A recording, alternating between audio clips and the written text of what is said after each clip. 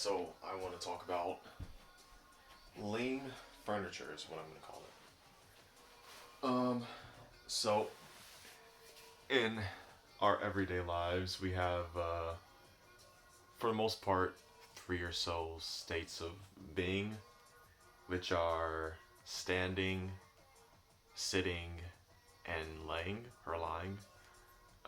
Those are the states that we're typically in. I'm squatting right now, but it's not necessarily a typical state. Those three cover it mostly.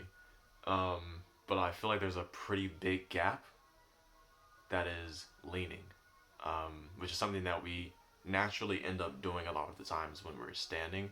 We'll like stand somewhere, and then after like a minute or so, like we'll lean up against the wall or something like that, right? Like it's something to alleviate weight on our own bodies, on our own feet, and alleviate some of that pressure.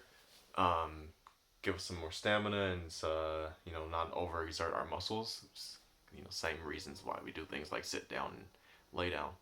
Um, and when I think about it, I feel like leaning is something that's even more at our origin as organisms. Like there were always trees around, there were always walls, whether it be cave walls or the walls of hills, walls of mountains, things to lean on. Um, Whereas we haven't always had like these very comfortable couches that occupy our rooms, fill our rooms to sit down on. There were things to sit down on. We could down on the ground. We could sit down on a rock. But we've invested a lot into things to sit on, but not much at all really into things to lean on.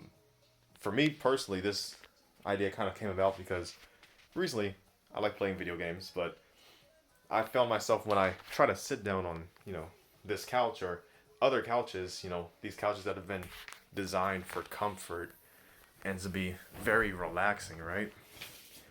I'll sit down and I'll try to play a video game on this TV, right? I just have a video going right now on it, but I'll try to play a video game on this TV and I'll just start dozing off. Like the couch is so comfortable and I'm here sitting in a stationary position on the couch to the point where the comfort takes over and I'm sitting here still. I'm looking at this TV in front of me, so it's not like I'm moving my head very much. It's really just my eyes that are moving a little bit.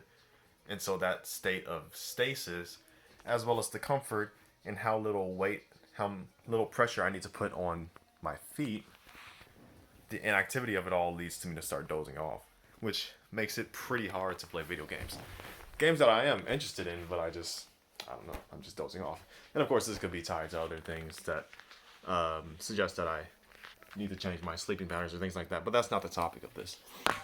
Because I think that having lean-based furniture in general is just a good idea, and that we should have things that accommodate that state of being rather than act as if it's not something that we do. Like we all do it very regularly. Like even if we don't have something to lean on, we'll say, lean on one foot, right? Like we'll shift our weight to one foot, or rather than standing straight, we'll stand like this, right?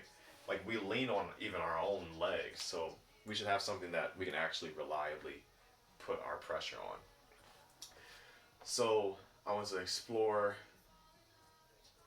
how we can do that well, just based on the different ways that we lean on other objects. So first I'll look at the shoulder lean. So that's like what I showed earlier of like, you lean your shoulder up against something, right? Now a vertical wall or vertical surface actually works pretty well for this. The shoulder takes all of the weight. You have the force coming from one of the legs or both of the legs. Typically it's mainly on one of the legs, but you could be in a position like this. You could cross the leg over, or you could have both legs on the ground.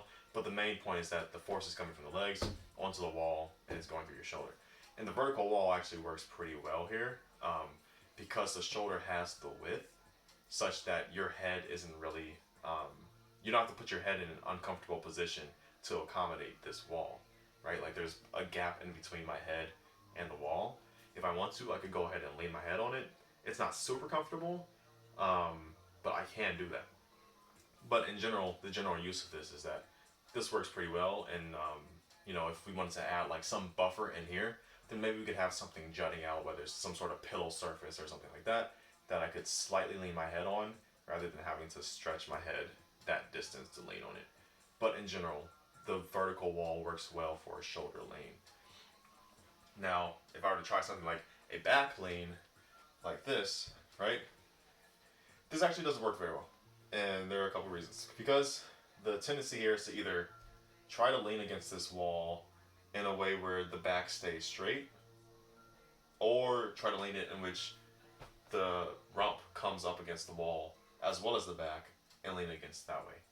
In both of these scenarios, though, that's putting some level of strain on the lower back. That after a minute or so, you'll feel that you're trying to force your upper back to stay up against that wall while your rump is against the wall. Or in this scenario, you'll very quickly start to feel the exertion of the lower back as you're holding yourself up with the upper back. So in general, the back lean doesn't work very well with a vertical wall, which is why we would, in thinking of lean furniture, we would want something that has a bit of a slant, something that's slightly diagonal. The other thing to consider with that, though, is the angle of the diagonal. So, for example, there's this TV in front of me right now, right? If we have an angled wall, that wall should also accommodate the head, right? It shouldn't be that I'm at an angle against this furniture, but that my head is staying straight, because that will then, that can cause cramping. That's a contraction of the neck, and then basically it's essentially, if you're keeping your head in a position like this while you were standing, that's essentially what you'd be doing against the wall, which it just isn't good for your back. It isn't good for your posture.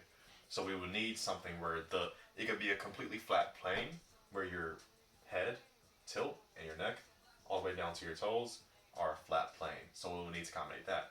But what that means is that when that lean is occurring, your field of vision is going to be altered, and that you would be leaning upwards, and so your field of vision is going to be coming upwards as well. So I'm going to lean against this with my head right now just to demonstrate.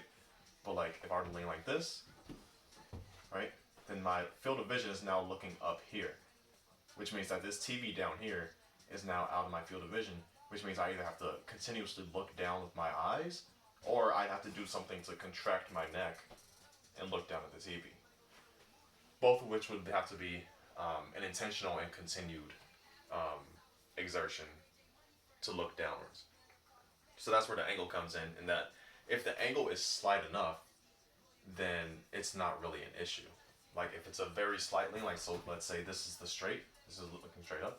If you have a very slight lean, then the head position doesn't have to change so drastically that it really affects the way that we normally do things, the way that we would see things at a vertical standing position. So that's for the back lean. You really got to consider the head position. A lean where you have to consider that even more is a frontal lean. So if I were to lean against something with my chest, right? You can visually see that this just doesn't work. Like, yeah, I can get my chest up against the wall, but I can't even fully get against the wall because I have to compensate for my face and my head. I don't want to press my face up against the wall, so I need to lean my head back, and I'm thus creating this arch from my mid-chest and torso and stomach up to my head. So if we were to have lean furniture for a frontal lean, then it would also need a slant. This slant would tilt us this way. The vision would be a bit more down, which isn't as much as a problem as the lean being backwards and looking up, because a lot of what we do is on the ground level, and so we look down pretty often, so it's not as much of an issue, but that's still something to consider. But there would definitely need to be some space here for your head to move freely, so that you don't have to worry about pressing your face up against a surface, and you could like tilt your head up and down if so be. However, it would be good if there was some sort of mechanism to act as a rest for the chin, like if we wanted to keep our head in a fixed angle, like having something that we could maybe insert in between the top of this furniture and our chin to act as a rest would be good. That doesn't necessarily have to be built into the furniture. Maybe we could grab a pillow, grab a blanket, something to put in between, but that's something to consider also. So those are three lanes. Those are like the main lanes I'm considering here: the shoulder lane, the back lane, and the chest or the frontal lane. Um, but not every lane has to come from the upper body. Like we don't, for each lane, the point of lane doesn't need to be in the upper body, such as the shoulder. So I have this. I don't even know what it's called, but it's like a wooden chest. That's what it is. I have this wooden chest here, right? And this actually stays in this room. I use this pretty often. And what I do is when I don't want to sit on a couch, but I want to stand, I will often just lean my knees up against this, right? And it's actually it's actually pretty comfortable. Um, it's very comfortable. Like even with this being an edge, right, and it's not like a rounded edge, it's fairly comfortable. Um, so like you could have a lean at a lower point of contact. For this one, it's my knees, and it works pretty well. And this still affords you the full mobility of your upper body and midsection. So height of whatever this lean furniture is definitely going to come into play as well. Um, we see this a lot with like things like bar counters that oftentimes are sort of in the midsection. But the height of the furniture is going to come into consideration too. And so beginning to think about some of the shapes that this could take if we were going for something that's like an all-encompassing lean piece of furniture. I have no idea what this thing is right here. But it was in the other room, and I feel like it kind of illustrates if you just look at the shape here. So like if we have like one surface that is a vertical, right, and that can accommodate like the shoulder lane, and of course the shoulder lane could be against the diagonal too, but having a vertical surface could be good, and then also having a diagonal side to it to accommodate something like the back lane or the frontal lane or both um, would be good. If this, were upsized and, made of cement, so it's like heavy and immovable, you're not going to be able to lean up against it and make it and push it over. Then this height could come up to somewhere around like neck level.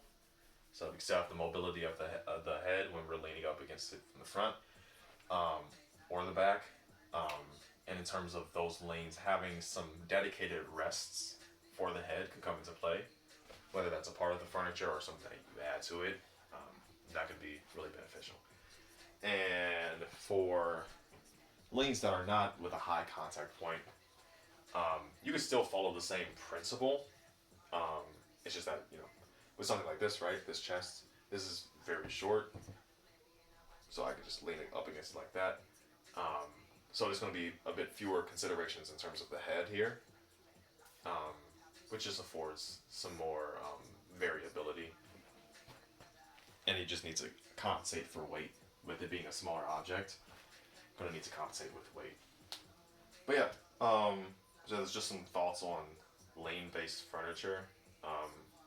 I don't really know why it's not like a common place thing already. Like, why do we have so many variations of chairs and couches, but we don't have lean furniture? But hopefully that can change, because I think that leaning is really valuable, and I think that we lean a lot more than we even think about. We do it very naturally, so there should be some things that accommodate that.